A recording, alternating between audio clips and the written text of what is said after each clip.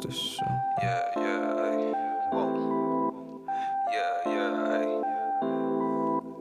Ayy, see me, I'm a legend in these streets, yeah. If you need some game, to come to me, yeah. Watch us turn y'all boys to men, y'all gon' see, yeah. Help them get some money, build their legacy, yeah. Whoa, see me, I'm a legend in these streets, yeah. If you need some game, to come to me, yeah. Watch us turn y'all boys to men, yeah, you gon' see, yeah. Help them build some money, build their legacy, yeah. Ayy, said it's the gas station show, yeah. Whoa, we got that gas for your soul, yeah. Ayy, you need some game, this where you go, ayy. Whoa, you need some game, this where you go, ayy. We're not new to this, we've been true to this. We pulling out the slabs, just the lane switch. When them boys get mad, they get dangerous. Lil' homie, watch your backs, don't miss your angles. Said it's the gas station show, whoa, whoa. We got that gas for your soul, ayy. Whoa, said it's the gas station show, ayy. We got that gas for you. Welcome to the Gas Station Podcast with another episode of the Gas Station Podcast. Legacy moves, man. We ain't making nothing but legacy moves, man. You understand me? Make sure y'all like and subscribe, tap in. You understand me? Y'all know the Gas Station Podcast is the fueling ground for the mind, the body, and the soul, man. You know, today in the gas station, we're going to be talking about from prison to wealth. From prison to wealth. Yeah, I was in prison, y'all. I was in prison. A few of y'all know I was in prison. Some of y'all don't know I was in prison. Yeah, I was in prison, man. I did prison time for a long time. So, we're going to talk about from prison to wealth and what it took from changing my mindset in prison, some things that I had to change in my mindset in prison to put me in a position of, I'm not gonna say wealthy, but I'm gonna say moderate wealth. We're gonna say moderate wealth. And a couple things that I did, man, that really helped me in my road to success, because before I went to prison, you know, I was a real street dude, man. I was a real street dude. First, before I get started, I want to say Happy Mother's Day to all the mothers. Man, this is Mother's Day weekend, man. I want to give the mothers their flowers, my children's mothers, my mother, Eva June Leslie. I want to tell you, hey, Mama, I love you to death. Happy Mother's Day. I love you. I appreciate you. I appreciate all you've done. I appreciate the wealth of knowledge that you've given me over the years to help me to be strong, make me to become the person I am today. And I want to honor you today because this is Mother's Day weekend, and this is an opportunity where I can tell the world how much I appreciate, I love you, and I respect you. And I thank you for giving me life. And I thank you for giving me the life that I have. And I thank you for putting me where I was at to develop the relationships that I have. And I just love my life. I have no regrets about my life. And I just want to give my mother praise for my life. Because without her, I wouldn't be here. Her and my daddy, but you know, today Daddy's Day. So I'm gonna give the honor and the respect to my mama, and on Father's Day, I give him his due respect. But I don't want to overshadow my mama with my daddy. And I just want to tell my mama I love you, and I wish you were here, Key Mama. Everybody knows Key Mama. Key Mama, you know you were my favorite. You know I love you to death too.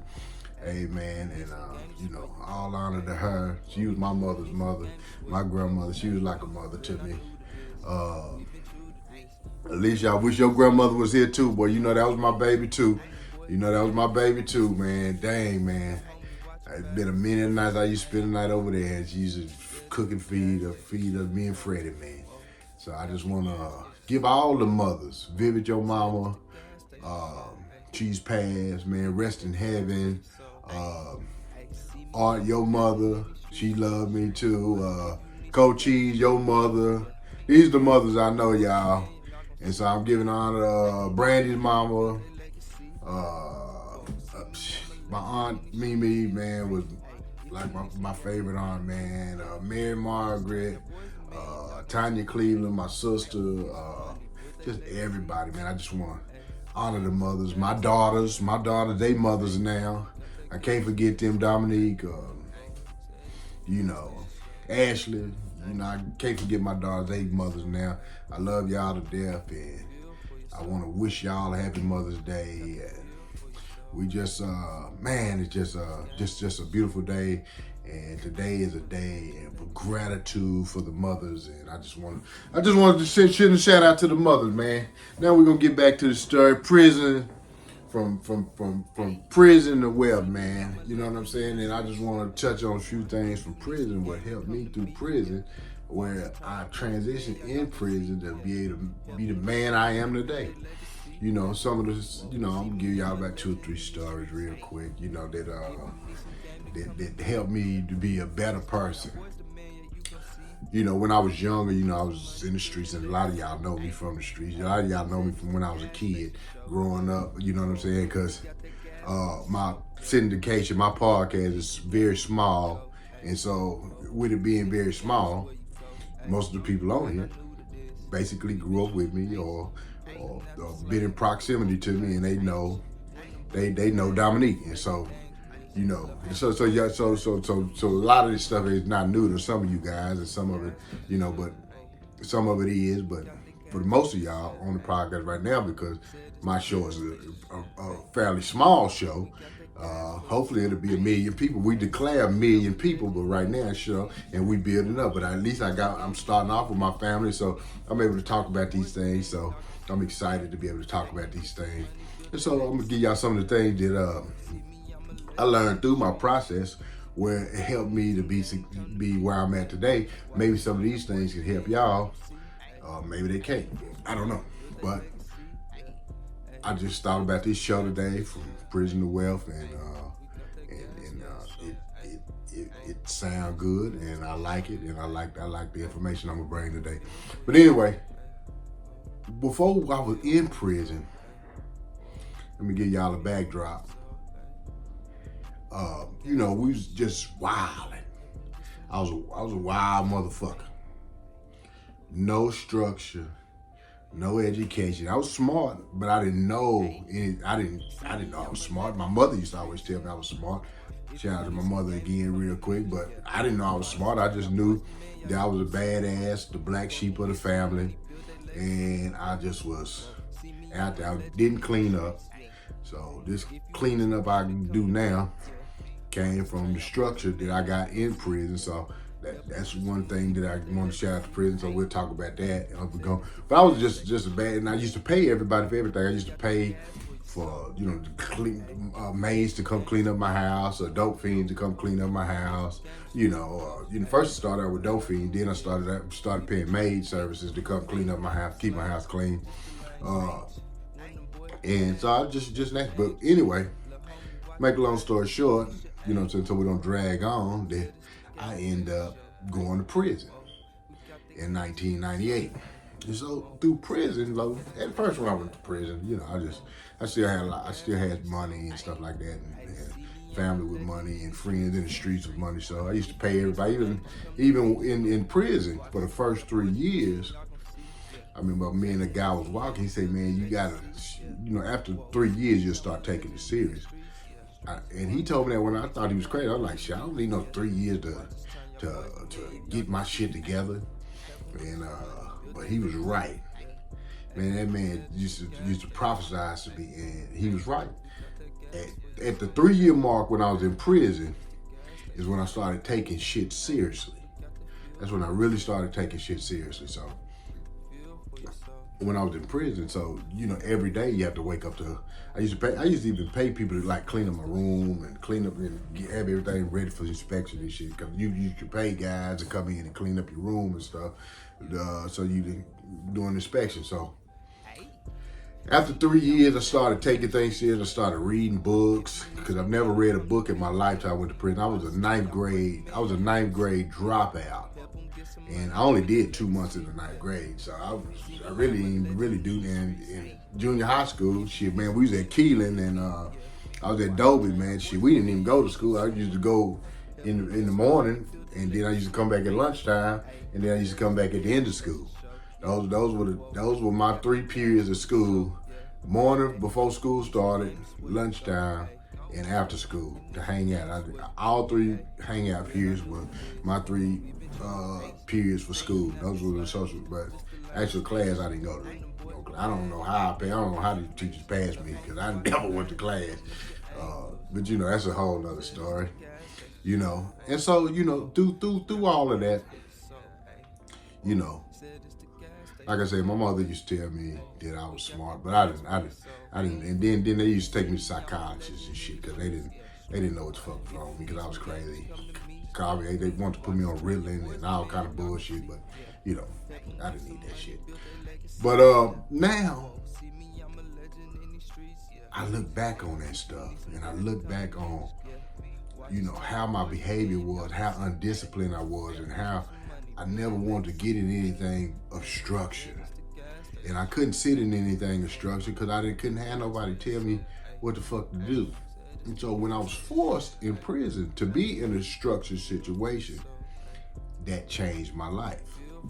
And I didn't realize it at the time. I just fucking hated it at the time, but you know what I'm saying? But I didn't realize it until I got out of prison. The training that I got in prison and the things that I did for my self-development in prison. And when I got out of prison, I realized, when I look back on hindsight, all of the things that prison taught me, a lot of the things that prison taught me have translated into my success today. And I never forget, I think about how we used to have to wake up every morning for inspection. And they used to have to inspect our lockers. We had to open up our lockers and shit. And I just be like, why the fuck you got to open up your locker? We should be able to just throw our shit in our locker and close it as long as our bed is made. But you had to have your bed made a certain way. You couldn't even just make your bed any kind of way you wanted to. Just throw it. And they make you stand up, and you had to have that something that's clean. You had to have your locker open. And you had to have certain things on every shit. They had a picture how your locker should look. And that's how it had to be looked to be able to pass inspection. And so, even today, I had to do that every day. And so now I took that behavior and now I do that at home. Now I clean up. I make sure my stuff is clean. I remember a guy told me we used to wash clothes because like I told you, I didn't clean up shit. And we used to have wash and dry in the unit. And so in the unit when we used to have to wash and dry, I used to take a nigga shit out the washer, balled up, and throw the shit on the dry and put my stuff in there. But every time I used to come to the washing machine, and people used the washing machine because I left my stuff in the washing machine, my shit was folded. So a dude caught me one day. He's like, bro, you can't do that. You see how every time you come to the washing machine, your stuff is folded? Why do you take people's stuff out and just throw it down and put your stuff in the dryer, not the washing machine, excuse me. And then so I started giving them the same courtesy that they did in the washing machine. I mean, not in the washing machine, but in the dryer. I used to start folding their clothes up when I took their stuff because I had to put my stuff in there. And now to the day when he said that, all of these things came back to me. Now today when I take my stuff out of the dryer, I don't just have a pile of clothes. I always fold my stuff coming out of the dryer. And a lot of these, and those things sound simple, but those were habits and behaviors of good. Those were the beginning of good habits that I developed through prison that translate today. And now I use those habits, which seem simple, but those habits of cleanliness, those habits of taking care of your stuff, I use those things in my life today, and reading, in prison, and getting more nutritional habits and then the skills that I gained in prison. to tie everything into one story. You know what I'm saying? And so I was able to translate that stuff out here in the free world. And so all of the habits that I gained in there, I practiced in here. I practiced out here. And it wasn't consciously, it was kind of subconsciously, but now I keep my stuff clean. Nobody has to come and clean my stuff up because I naturally keep it. When I pull my stuff out of the dry, I fold my stuff up, man. I take care of my stuff. But what it has done was it had those little things, those little small behaviors, which seem like, oh, that ain't nothing. What does that have to do with making money? Those little small behaviors of doing things the right way have snowballed in my life, where now I try to do everything like that. You know what I'm saying? And so now I have created a work that those little things was what it was the cigarette butt. You know how they say a cigarette butt starts a forest fire? That little cigarette butt, just doing things and getting myself in order. Those were the first steps of me getting myself in order. Has created a forest fire of success in my life. And so now, where I remember the first book I read, man, I was about 100 pages, man, and it was like, I read so slow, and I was like, man, and every time I read 2 pages, I was ready to go to sleep and fall asleep. Now, I started there, and then I started reading 3, maybe 4 books a week in prison. And so now, a 9th grade dropout that had 2 months in the 9th grade, now I'm working on my PhD. And if I wouldn't had that experience, I surely doubt that I would be working on a computer. Before I went to prison, I used to smoke 2 packs of cigarettes a day and drink beer. When I went to prison, the day I went to jail was the day I quit smoking cigarettes, period. I said if I could ever get away from cigarettes for one day, I would never pick up a cigarette again. I never picked up a cigarette again. And shit, that was, 25 years ago?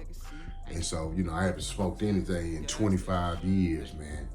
And so, that was developing those habits, that the little, that cigarette butt that we threw that, man, that started a forest fire, has brought me into where I am today, and my work ethic, and how my belief system, and my way I go about my life, period. From the time I wake up in the morning, I start off my day running from getting me some word in the morning. Did y'all get your 3 W's there? I got my 3 W's there. I got me some word. I got me my exercise in the day. I got I watch programs today where I learned and built from the day. And even this program is a building block in my success. You understand me? So, every day I'm practicing those things that I started a long time ago. You understand me? In prison. And so they have translated it. So now they say, hey, Dominic, you know what I'm saying? A lot of times when you look at me, like I say, like we talked about yesterday, what am I investing more in? What am I investing more in? Do y'all see the outside facade of wealth, or do y'all think that because I got the diamonds on, I got the Rolex on, is that where my real investment is in? That the outer exterior is better than the inner exterior? No. Let me show y'all something real quick. I'm gonna show y'all 2 things. I'm gonna show y'all this Rolex, diamond cluster motherfucker, bad motherfucker now, bad motherfucker. Or this right here. That's my master's degree. Let me show you again. That's my master's degree. And I want y'all to ask yourself, which one cost the most? Did this Rolex cost more? Or did that master's degree cost more? Do I invest more up here? Or do I invest more down here?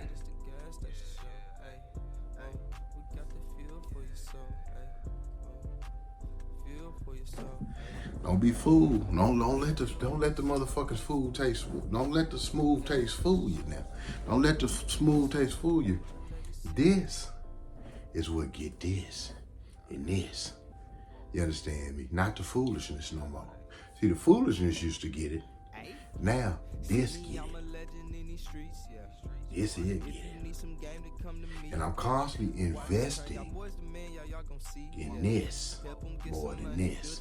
And so this and investing in my inner self. It's called, what it's called is, and let me tell y'all what it's called. It's called the 90-10 rule. Are any of y'all familiar with the 90-10 rule? Well, I got one of my financial devotionals. It's called the 90-10 rule. The 90-10 rule is 90% mindset. How you think, how you develop here, how you develop it here, and 10% actual skill set, or what you can do with these hands, or what you can do physically. So it's all about the mentality you have. It's all about the mentality you develop. It's all about your work ethic. Because you can take, once you get this and this, you can take it anywhere and be successful. You can take it anywhere and be successful. So real wealth is in developing your mindset. Start getting the work ethic. Start getting the skills. Start thinking properly. What are you programming in your brain? Every time you cut that program box on, what are you programming in this up here? What are you programming up here to basically build your wealth, build your success? You understand me? And so you got to make sure that what you're feeding here is your most important diet, your most important lifestyle. You understand me? More than what you feed in your mouth, more than the exercise is good, what you feed your mouth is good. All of it is a balance now. You want to have a balanced diet, but your most important food is your brain food. The most important food is what you agree with, what you take in, what you're willing to digest up here, and what you're willing to invest up here. If you only gonna invest a little bit, your return is gonna be a little bit. If you want to invest a lot, your return is gonna be a lot. And like I told you, secret costs, game costs. It ain't free. And if you're looking for some free game, it's gonna be some lame game. If you're looking, trying to figure out a way to get rich quick and not take the time out and the willingness to prepare yourself, see Kobe Bryant, Michael Jordan, you name it, whoever. These rappers, I'm making let me tell y'all something. I'm making an album now. I'm not an artist, but I'm making an album because I'm in my creative space, and that's what I want to do. A lot of people are against it and think that I'm foolish for doing it, but I'm doing it because this is something I want to do. But one thing I'm learning as I'm working on my first album, I call it album, I'm old school, but the first CD, whatever the fuck you want to call it, or I'm doing some music. Whatever, you know what I'm saying? I'm old school. I'm calling it an old album. Y'all, a lot of you young motherfuckers don't even know what a goddamn album is. But anyway, as I'm working on my first music project,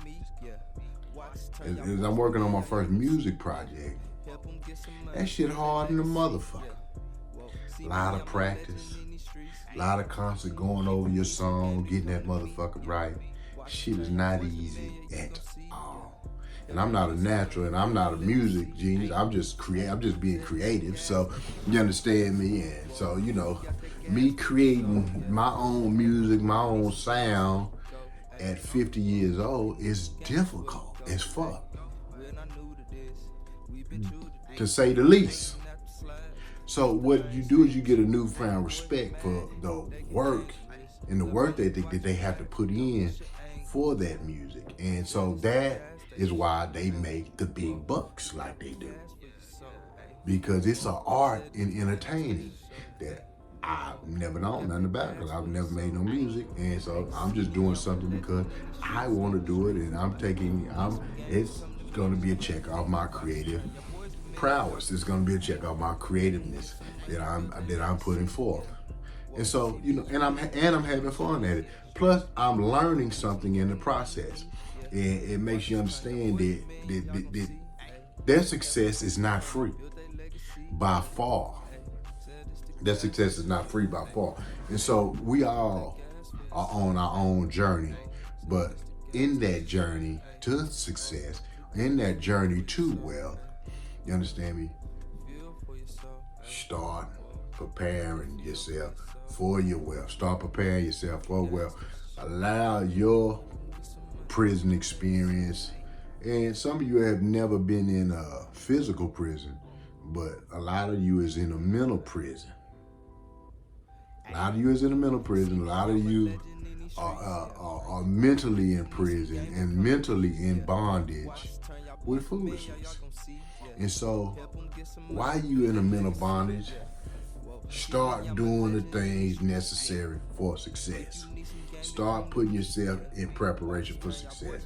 A lot of the habits that I learned in prison, subconsciously, not on purpose, so I don't want to even make it to seem like that I did this knowing what the fuck I was doing. I was a whole special genius, so that I knew. No, a lot of the habits that I was forced to take on, and some of them I did it on my own, just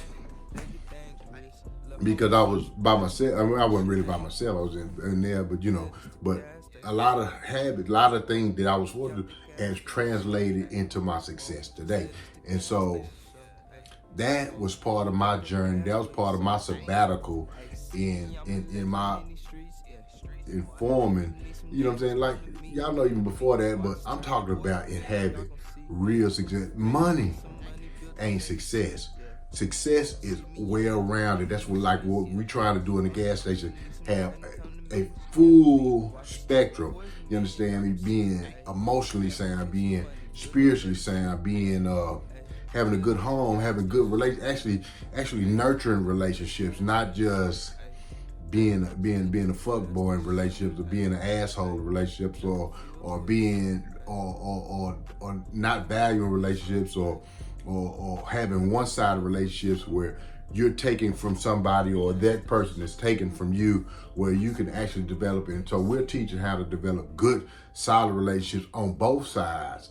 We're learning how to make money by having the proper perspective, the 90-10 rule. Y'all look up at the 90-10 rule, or you can go to my financial devotional, because I put a financial devotional out every day on YouTube.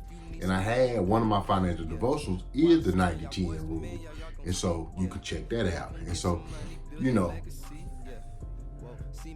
through all of this, man, I've grown, I've developed. I was forced to sit down and change a lot of my ways.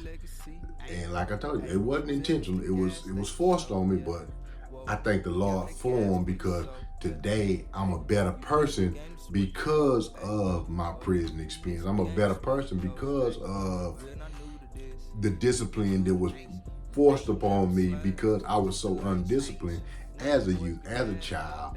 And I never was really, I was so belligerent and I was so fucked up that I didn't let nobody hold me. So the prison had to hold me down and teach me and train me and build me up.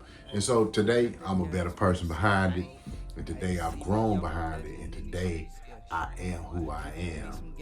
And with that being said, that I have the credentials, and I have the work ethic, and I have the ability to present this to y'all to help y'all become better. And I have the business accolades to basically, and the education to train, teach, and to build everybody up to be a better person and to be spiritual. Because I have that from the inside. I have that not from the exterior, but from the God side of me. And so with that is what makes me wealthy, because I have a balance in my life today, where before I was off balance and I was all over the place and I was a crazy fucking lunatic and I was wild as a motherfucker and I was just ain't right. And so today I'm right and I'm preparing myself to be even better, and every day I'm growing to be even better, and that is what constitutes me in preparation for wealth. And that is what I'm pouring into you guys today in the Gas Station Podcast. And we are all going to be wealthy together, because we're going to grow together and we're going to practice the right things to be wealthy together. And I just want to end on that note right there. And I wanted to make sure that we give the mothers their honor. Alicia, everybody, man, all you mothers out there, man, on here.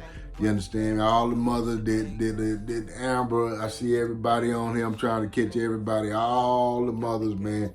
I love y'all, man. I want to give honor to the mothers for Mother's Day, man. This is y'all weekend, man. Enjoy it.